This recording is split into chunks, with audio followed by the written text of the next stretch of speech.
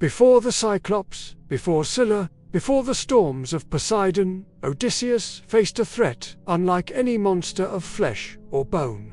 A sound, a voice, a promise whispered across still water.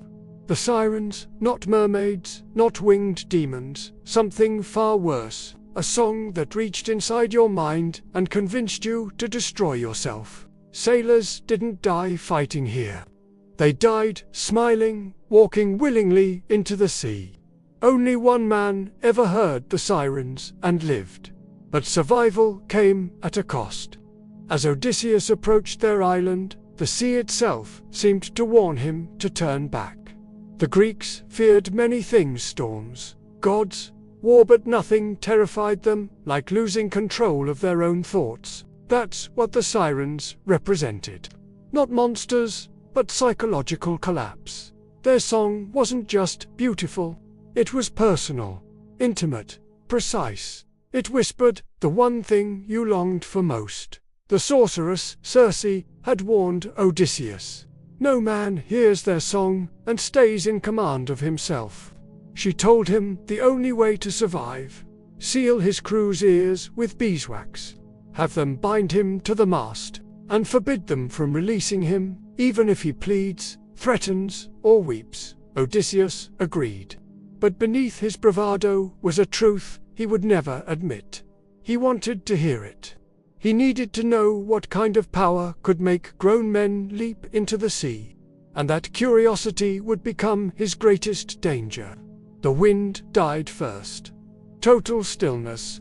The sea became glass, a perfect mirror reflecting the sky. Too perfect, too unnatural. As the ship drifted forward, Odysseus saw white shapes scattered across the rocks. Bones, hundreds of them. Skulls bleached by the sun. Splintered ships all around them, masts rising like gravestones. His men rowed slower, their eyes darting, breath shallow. Then he noticed something worse. The silence felt alive, pressing in, waiting. He ordered his men to stop, to prepare the beeswax, to bind him tightly to the mast. As the ropes wrapped around his chest and arms, he exhaled. The air felt warm, too warm, as if the island itself was breathing. And then, from somewhere impossibly far and impossibly close, came the first note. It didn't sound like music at first, more like memory. A whisper of something half forgotten, half dreamed, then it grew. One voice becoming two, becoming many, weaving together like threads of gold. It was beautiful, too beautiful. Odysseus's heartbeat slowed, his thoughts softened. The sirens did not sing to the ship. They sang to him. They sang of Ithaca, of home. Penelope smiling at him. His son, Telemachus, grown into a man. His mother, alive again. He strained against the ropes, shouting for his men to free him. But they could not hear. The sirens' song shifted. Now it promised secrets, knowledge of the gods, the future. The end of his wandering, Odysseus's eyes filled with tears. He fought the ropes, his skin tearing as the fibers cut deep. He begged, then commanded, then screamed. The sirens stepped into view. Not monsters, just silhouettes, human shapes standing still on the rocks. Their mouths hardly moved. The sound seemed to fill the air by itself. Odysseus felt something inside him begin to break. He no longer wanted to survive. He wanted the song. And the sirens unleashed their final chorus, the one meant to shatter him completely. The world blurred. The sea shimmered. The ship seemed to tilt and vanish beneath him. Visions filled his mind. A perfect homecoming, a perfect life. A future without pain. All he had to do was step into the water.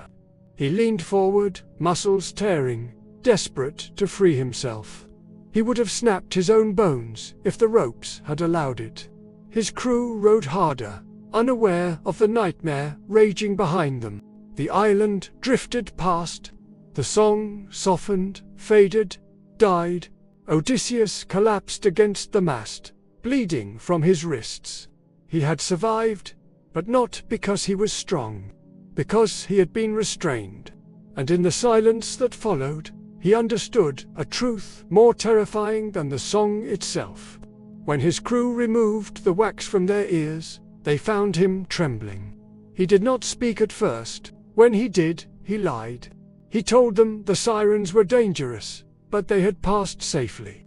He did not tell them the truth, that the Sirens had shown him a life he longed for so deeply, he almost surrendered to it. That part of him still ached for it. The Sirens were not predators. They were temptations, regrets, desire sharpened into a weapon.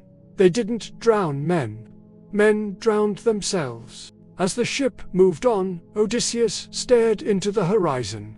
The Cyclops had tested his strength, Scylla his courage, Charybdis his luck. But the Sirens, they tested his soul. They didn't ask for worship or sacrifice. They only asked a question. What do you desire most? And in answering it, many men walked to their deaths. Odysseus survived their song, but some say it never truly left him, because the deadliest monsters are not the ones that kill you. They are the ones that make you want to die.